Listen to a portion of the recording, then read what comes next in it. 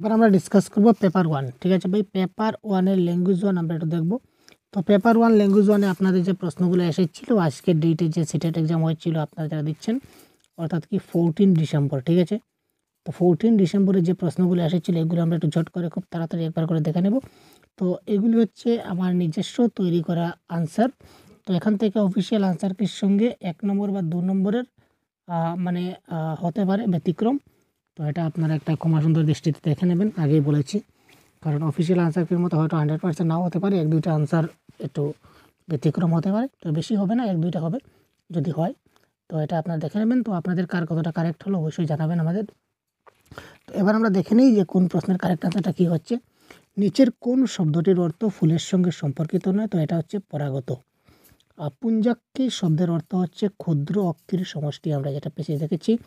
তো এখানে ডাইরেক্ট আপনারাও দেখতে পাচ্ছেন, এখানে দেখুন পুঞ্জাক্ষী শব্দের অর্থ কী বলেছে, অনেকগুলা ছোট ছোট ফুলের চোখের সমষ্টি। তো এটা হচ্ছে ক্ষুদ্র অক্ষির সমষ্টি, অক্ষি মানে চোখ। ঠিক আছে, এটার কারেক্ট অ্যান্সার হচ্ছে ক্ষুদ্র অক্ষির সমষ্টি যাকে বলা হয়, এটা হবে কারেক্ট অ্যান্সার। তারপর হচ্ছে প্রজাপতির চোখ দেহের কোন অংশে থাকে? এটা অ্যাকর্ডিং টু প্যাসেজ আমরা দেখেছি সুরের ডগায়, এটা হবে কারেক্ট। তো প্রজাপতির কোন রূপটি উদ্ভিদ জগতের উপকারে আসে? এটা হবে পরাগ সংযোগকারী। তো তারপর দেখি এখানে কোয়েশ্চেন নাম্বার 95।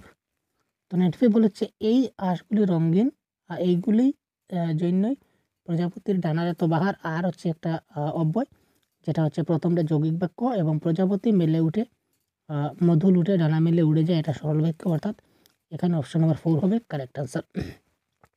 প্রজাপতির রঙিন বাহারি পাখনার রং তার কী কাজে লাগে? কারেক্ট আনসার শত্রুর হাত থেকে রক্ষা পেতে কাজে লাগে, এটা হচ্ছে অপশন নাম্বার 4 এই ক্ষেত্রে কারেক্ট।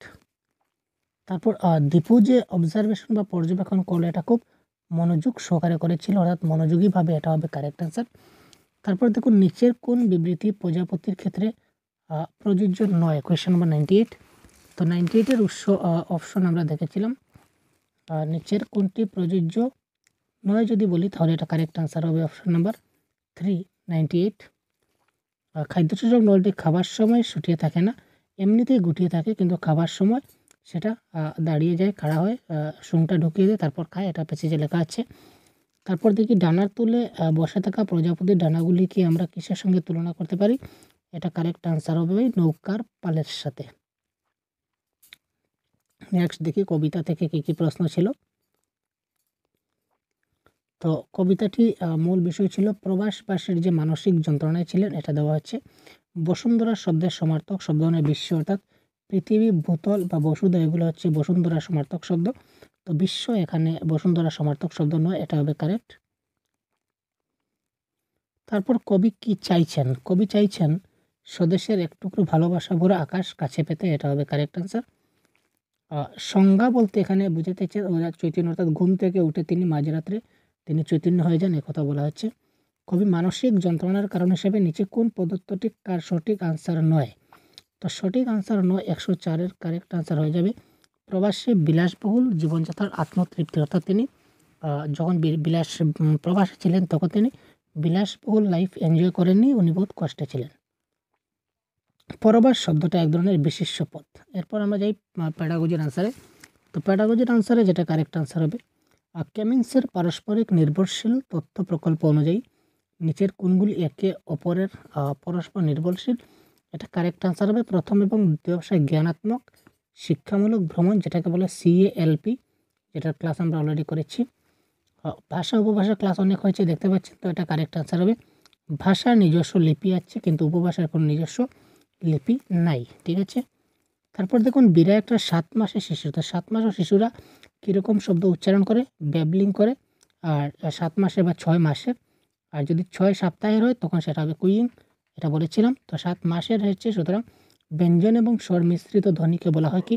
ব্যাবলিং।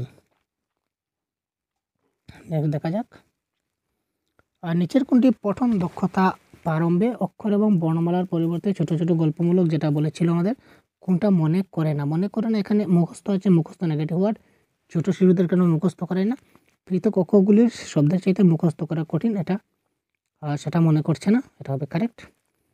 এরপরে দেখুন উৎপাদকমূলক শব্দ তালিকা মানে যে শব্দগুলি আমরা লিখনে বা বাচনে ব্যবহার করি। প্রোডাক্টিভ মানে যেটা আমরা ব্যবহার করি, এটার কথা বলা হচ্ছে। নেক্সট দেখি, একটি সমবাসী জনজাতির মধ্যে লক্ষ্য করা যায় যে দুটি ভিন্ন ভিন্ন সামাজিক অর্থনৈতিক দলগুলি তাদের স্বয়ের উচ্চারণ পৃথক। এটির ক্ষেত্রে এটা কারেক্ট আনসার হবে আমাদের 111 নম্বর কারেক্ট আনসার হচ্ছে অপশন নাম্বার 2, সমাজ সম্পর্কিত ভাষাতাত্ত্বিক বৈচিত্র্য যাকে বলা হয়।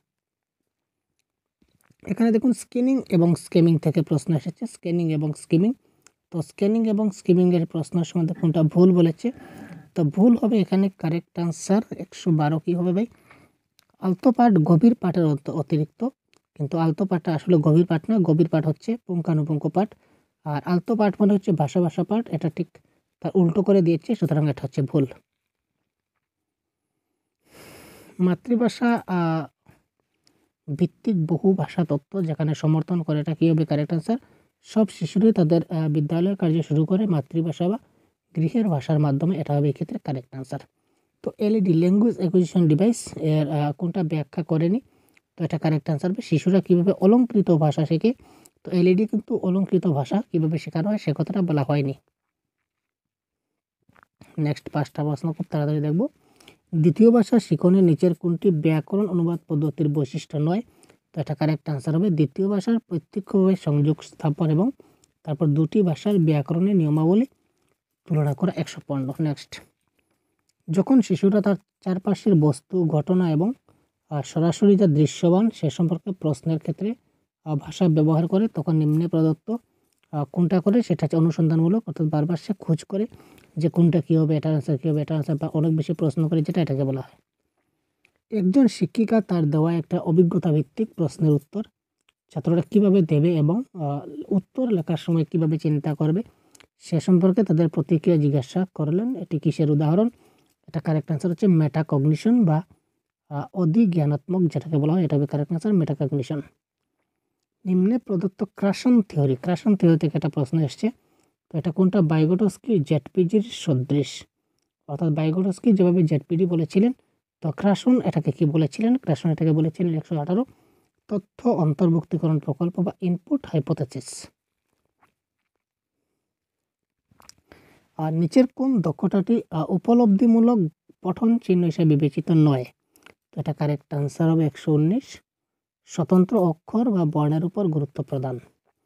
মনুষ্য ব্যবহৃত কোন বৈশিষ্ট্যটির জন্য বস্তুগুলি সম্পর্কে মানুষরা কথা বলতে পারে যেগুলি নিকটবর্তী সময় এবং স্থানে উপস্থিত নয়, এটা কারেক্ট আনসার স্থানচ্যুতি, যেহেতু নির্দিষ্ট স্থানে উপস্থিত হচ্ছে না, যেটা স্থানচ্যুতি হচ্ছে, অর্থাৎ ডিসপ্লেসমেন্ট হবে এক্ষেত্রে কারেক্ট আনসার।